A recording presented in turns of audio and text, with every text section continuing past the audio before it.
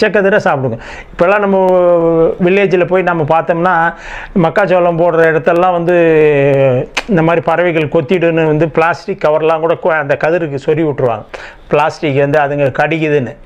அதனால் அதெல்லாம் விரும்பி சாப்பிடுறோம். மக்காச்சோளம்லாம் அந்த ஈரக்கதிரை வந்து கிளிகள் வந்து அழகாக சாப்பிடும். கொய்யாப்பழம் சாப்பிடும். கொய்யாப்பழம் சாப்பிடாது. எல்லோரும் கொய்யாப்பழம் சாப்பிடுன்னுவாங்க. அந்த விதையை மட்டும்தான் சாப்பிடுங்க. அதுக்கு பழத்தெல்லாம் துப்பி போட்டுருங்க. அந்த கொய்யாப்பழத்தில் அந்த விதையை தான் சாப்பிடுவாங்க. நிறைய நட்ஸெலாம் நிறைய சாப்பிடுவாங்க அவங்க. நட்ஸெலாம் ரொம்ப பறவைகளுக்கு பிடிக்கும் நட்ஸு. ஏன்னா இன்றைக்கி வந்து மரங்கள் வந்து வளர்க்குறவங்களே அவங்க தான், பறவைகள் தான். அந்த நெட்ஸில் வர இதை சில நேரத்தில் ஜீரணிக்காத அங்கங்கே போகிற அவங்க எச்சிலில் வர்றது தான் வந்து மரங்களை உருவானுது. இன்றைக்கி வந்து ஒரு பில்டிங்கில் ஒரு அரச மரம் வளருதுன்னா வந்து அது நாங்கள் விதையாக போடுறோம் கிடையாது.